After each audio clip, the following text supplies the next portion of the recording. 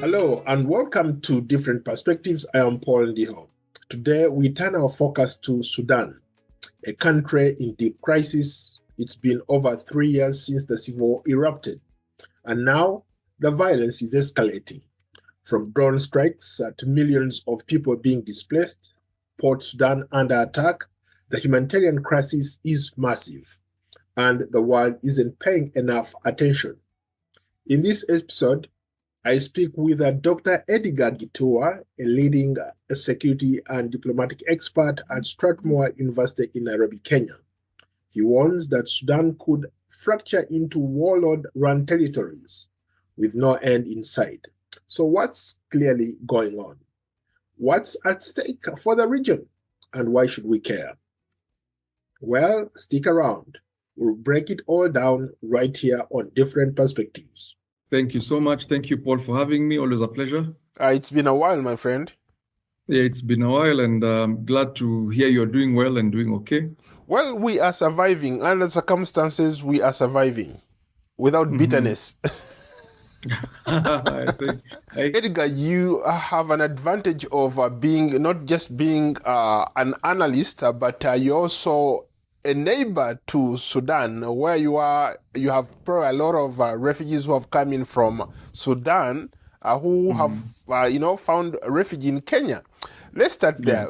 What are your thoughts about the ongoing conflict, the mediations between what Kenya is trying to do with RSF, for example? Give me like an overview of what's happening in Sudan. Yeah, thank you, Paul, for your question. The Sudan conflict, which is an internal conflict between two generals, General Dagalo and General Burhan, it's a very unfortunate conflict because it's a power struggle between these two forces. It's gone on into its third year. It has displaced well over 8 million people. Tens of thousands have died from it. Media has reported to us that atrocities, including genocide, have taken place, huge displacement of people, and Kenya, of course, is definitely sheltering some of those refugees, and the Greater East, the Horn of Africa, is sheltering quite a number of these refugees. It's a very unfortunate conflict. A lot in terms of peace processes have been brought into action. IGAD has tried to step in. The Arab League, the Arab world has tried to step in. The UAE has tried to step in. But these two generals are not ceding ground, and this has led to this catastrophic humanitarian crisis. And the genesis of the conflict basically is a power struggle between General Dagalo and General Burhan. Yeah, so unfortunately, there is outside influence as well in this conflict. So we see, for example, like Dagalo is supported by Libya, that's General Khalifa Haftar. He's supported by countries like the United Arab Emirates. Burhan is supported by Egypt. So these extra-continental and these external forces, partly in my analysis, have been to blame for this conflict because they keep on fueling and giving support to each faction. And hence, these two groups feel that they can still settle this at the battlefield. And that's why the conflict has dragged on for such a long time, in my view. You mentioned a couple countries, but you forgot one important country there. Kenya has also jumped into the mix. Recently, Kenya hosted Dagalo's group. Your thoughts on that? Was it the right move for Kenya to really to host somebody who's seen by others that this is a guy who is causing havoc in that part of the country?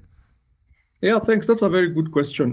This is one, as a diplomacy analyst, this is a blunder that Kenya made because ideally when you are mediating or when you are a country that is part of the mediation process, you should be very neutral. And being very neutral means you should not be seen to be leaning on any side, to any side. So Kenya hosting Dagalo's faction and the fact that they purported to want to create a parallel government, that raised temperatures, and the diplomatic fallout is already unraveling. Just recently, I think a day or two ago, Sudan banned all imports from Kenya to Sudan. So from an economic perspective, we have lost a market for our tea, our coffee, and some of our goods. So, and Burhan, the faction that is currently ruling in Sudan, has threatened unspecified consequences. And in my view, also as a conflict analyst, it means they will simply try and find out in the region who are Kenya's enemies? Who can we side with to put pressure on Kenya? And that, for us, my fear is Burhan could now either support Al-Shabaab or such dissident groups to try and become a problem to Kenya. So Kenya made a mistake. I know the Kenyan government has tried to say that they were trying to bring about peace by allowing one side to come and talk, but I think for the first time we overreached this. It was not for this conflict and being mediators. The fact that Burhan had already pronounced himself when President William Ruto was supposed to be the mediator in that conflict, I think a year or so ago, General Burhan was in the clear saying he does not trust Kenya because he felt that Kenya's president and General Dagalo were too close. So he had already ruled out Kenya being a mediator. With that in mind, Kenya should have been very careful not to allow the perception that we are biased to continue playing out. So I have a feeling that one has cost us diplomatically.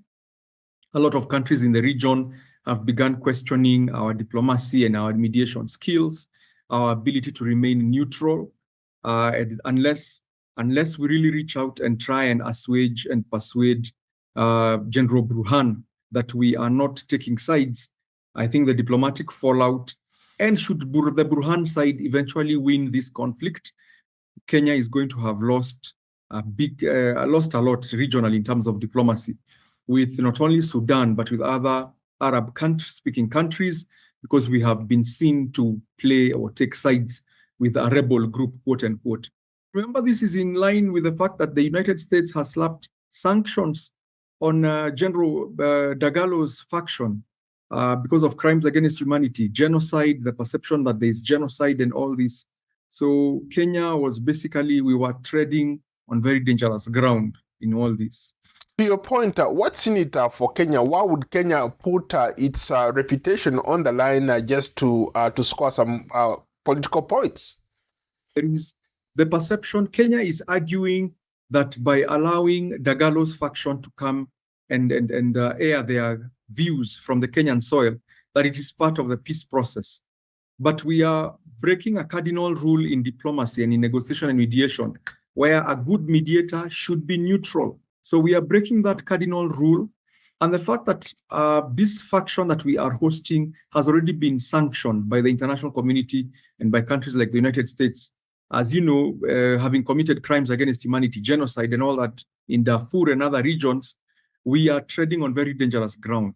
So the perception, the Kenyan government's argument that we are trying to be neutral is definitely, when held under scrutiny, diplomatic scrutiny, it is not holding water, and it is actually attracting a lot of backlash for us. That is the official position. The unofficial position, Paul, is the view that there are business dealings between RSF and senior government officials within the country, that they have had some serious business dealings over a number of years, even well before this conflict started. So it is those ties that are making Kenya quite, quote unquote, appear to be soft on the Dagalo side, and to give him as a soft landing ground within Kenya. It is, we've read that from the reports in the media. How true they are, we can't verify that, but it's important to bring it out that with that perception that Kenya already has some senior government officials in Kenya have dealings with the Dagalo faction, business dealings with the Dagalo faction, that already taints our image as a neutral party in this conflict. So it's all about business interests from some Kenyan politicians or Kenyan government officials. Exactly. The personal interests definitely are costing us, are costing the country a lot. Because if it is true that there are those personal interests of some Kenyan government officials with the Dagalo faction, it automatically means that we cannot be neutral. We are not. We do not want peace for the sake of peace. We would want peace if probably Dagalo is at the helm of the newly created Sudan government. That is a perception that the world gets from Kenya's involvement. in all this. But from looking at things on the ground, it looks like the Gallows group, the RSF, has been losing sorts of territory. They are no longer in control of most parts of the country. It looks like Burhani and the government allied forces have taken control of most parts of the country. Yes, to what extent can that play? What implications does that mean for Dagalo and his quote-unquote business partners in Kenya? Thank you. In peace and conflict, there is something we call mutual vulnerability. Mutual vulnerability means when you have two fighting factions that are almost of equal power, it is very easy to convince them to go to the negotiating table for peace talks because they feel that this conflict is not aiding or is not helping any one group. But lack of mutual vulnerability means that one group is stronger than the other. So when General Burhan and his SAF, Sudan Armed Forces, when they have been taking back ground that Dagalo had previously occupied, it means Burhan feels he can settle this on the battlefield. It means Burhan will not agree to negotiate because he feels, why am I negotiating with a weaker party? Why am I negotiating with someone whom I can crush at the battlefield? So what this simply means is that any attempts at diplomacy may not be met positively by Burhan and his faction because according to them, they are taking ground, they are becoming stronger, and they can easily crush Dagalo or confine him to a very small part of Sudan, and they will take over the entire country. Hence, they do not require him at all. They do not see him. He may continue to be a thorn in the flesh, but he's not as influential and as strong as he previously was. So that is what it means. It means that Burhan will not want to go to the negotiating table because he feels he can settle this fight at the battlefield. That is what it means in terms of just from a peace and conflict perspective. However, let me add that that could also be a misconception because in civil conflicts and now RSF, by virtue of controlling very many gold mines and having support from Libya and other countries, he could easily rearm, rebuild his forces, and continue being not only just a minor player, but a very big thorn in the flesh of Burhan, meaning that when Burhan thinks he could finish this conflict or crush Dagalo, he could find that the conflict is going to be drawn out and is going to cost more Sudanese lives. It is going to, make peace very elusive in this part in Sudan, basically. Especially now that he has created a parallel government. Exactly. Now that he has created a parallel government, which in my own assessment analysis, he intends the areas that he controls for this parallel government to set up itself, literally almost leading to secession, actually, this is a quasi-secessionist kind of step. That is why setting up a parallel government, he was threatening Burhan that if you continue joking, we are going to secede and say those areas that RSF is in control of, we are seceding and creating our own republic, our own country, whatever they'd want to call it, and we will set up our own parallel government. That is exactly the threat that he was bringing to the table by creating his parallel government in Nairobi. Final question on this topic. Is there an end in sight? There is always, let me say, we always, as peace and conflict practitioners, there's always an end in sight because sooner or later, in peace and conflict studies, there's something we call a mutually hurting stalemate. Sooner or later, even the stronger side gets to a place where the cost-benefit analysis, it is losing more than it is gaining. So the question usually is, at what cost? When will Burhan decide, you know what, I have lost so many soldiers, Sudan is suffering, the citizens, enough lives have been lost. What will be the cost? So there is going to be an end in sight. We are hoping it will be sooner than later. But I believe if the international community, the African Union, all through a concerted effort, puts pressure on these two leaders, we're talking about Dagalo and Burhan, I feel sanctions and a lot of pressure on these two and their senior top generals and military leadership, then they can be persuaded. The use of force can be persuaded to make them stop the fighting in Sudan. So it will come peace will come, Paul, but at great cost, in my view. Well, Edgar, thank you so much for your insight. It's always a pleasure. Thank you, Paul, for having me. Thank you, Paul. Always a pleasure also. Yeah, thank you very much. Thank you. Edgar Githua is a leading security and diplomatic expert at Strathmore University in Nairobi, Kenya. Would love to hear what you think. Drop us your perspective in the comments below.